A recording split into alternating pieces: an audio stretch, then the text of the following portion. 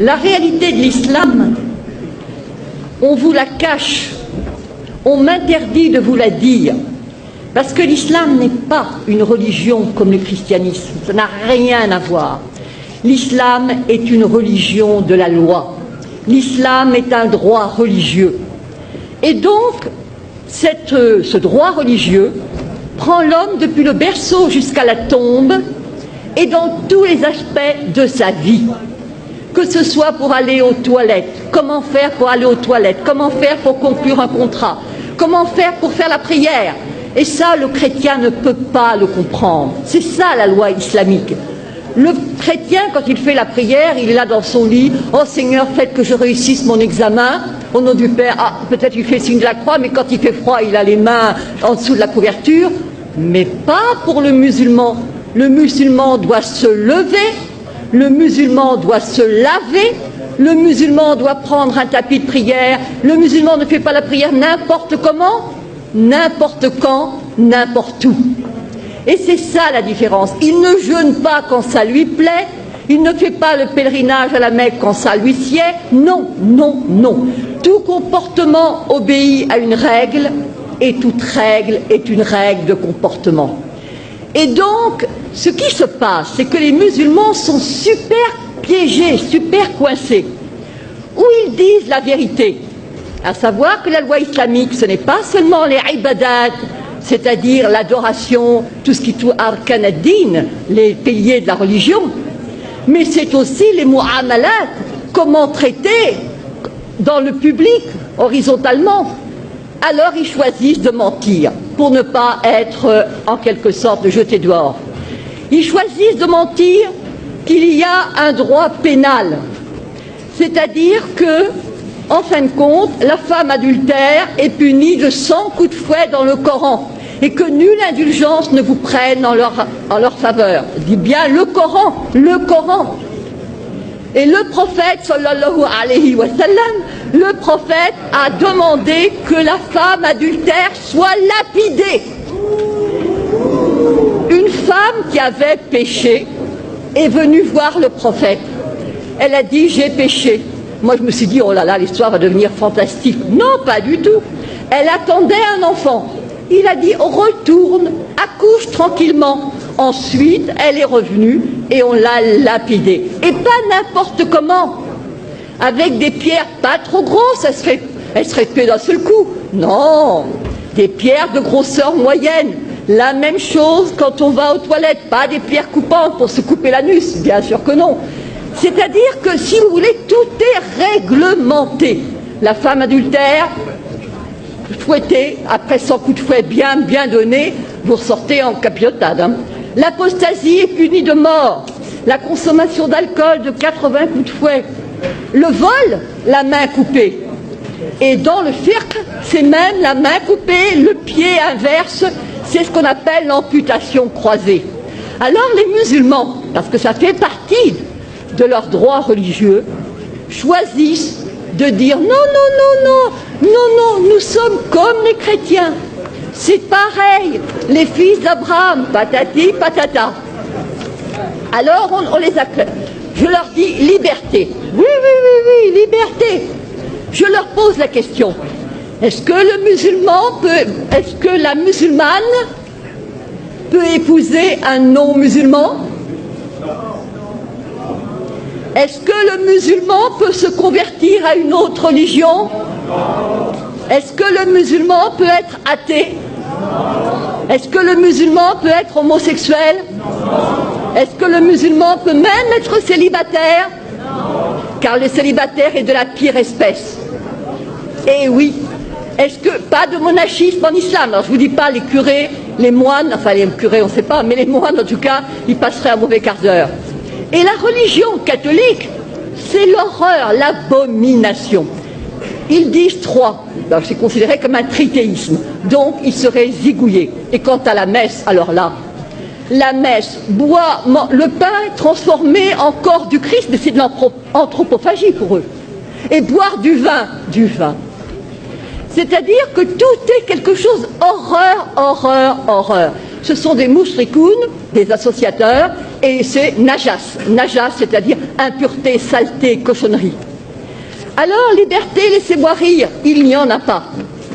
Mais alors, puisque de toute façon le musulman obéit à des règles, il est encerclé, emprisonné, on ne peut pas faire n'importe quoi, on entre dans les toilettes du pied gauche, on mange de la main droite, on ne mange pas n'importe quoi, on ne mange pas n'importe comment. C'est le rôle des fatwas qui vous dit, s'il vous plaît, comment on fait?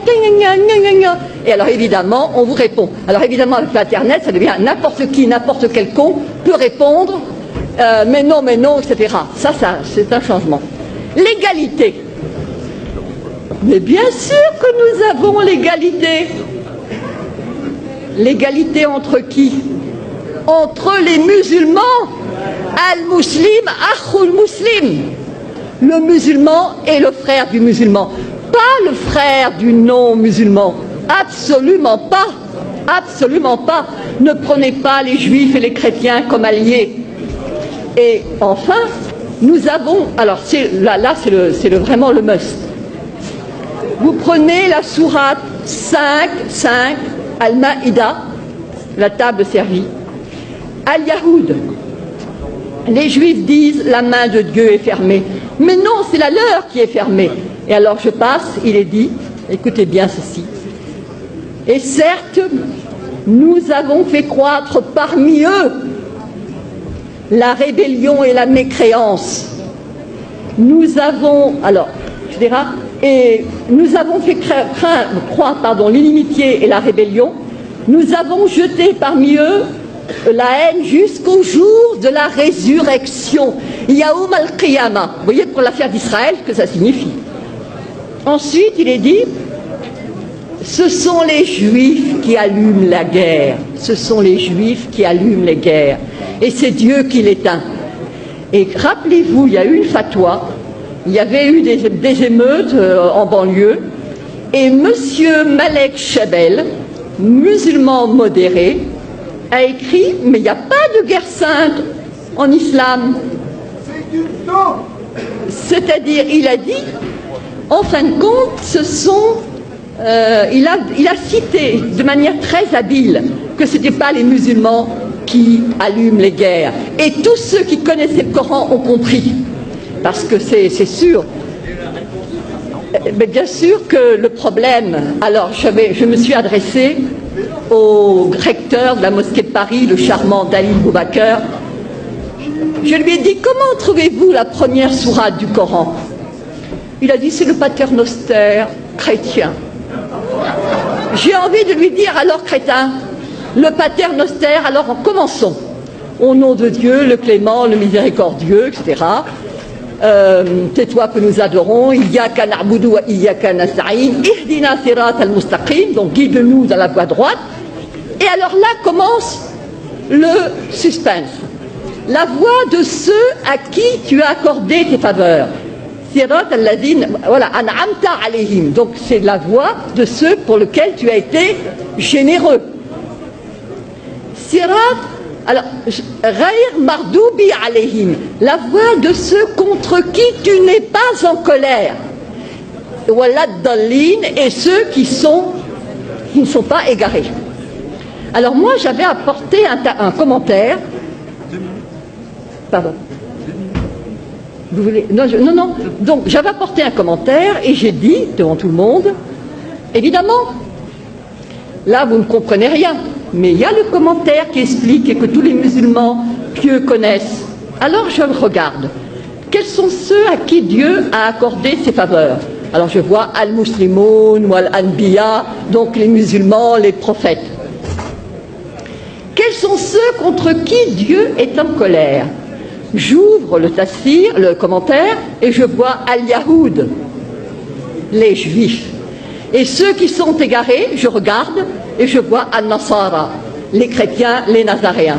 Et je dis, c'est ça votre sourate première, le paternoster, et nos curés cons qui font du dialogue islamo-crétin.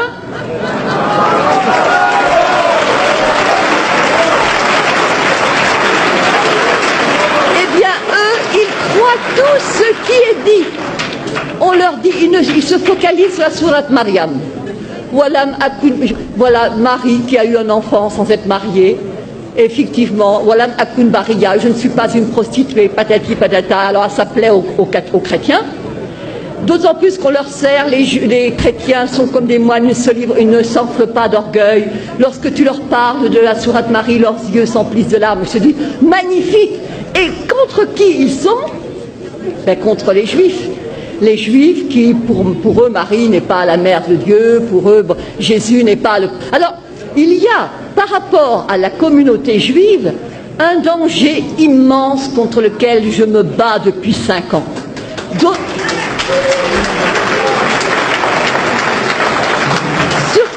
Surtout à cause du problème d'Israël. Les gens qui combattent contre les Israéliens ne sont pas des gens du XXIe siècle. Ce sont des gens qui se rappellent qu'il a été dit qu'au jour du jugement dernier, les Juifs se cacheront derrière une pierre, derrière un arbre, que la pierre elle-même et l'arbre diront, il y a un Juif derrière, tue-le. Alors comment laisser ces non-assistance à peuple en danger? Oui, bien sûr. Donc je dirais, l'islam n'est pas ce qu'on vous enseigne, l'islam n'est pas ce qu'on vous dit.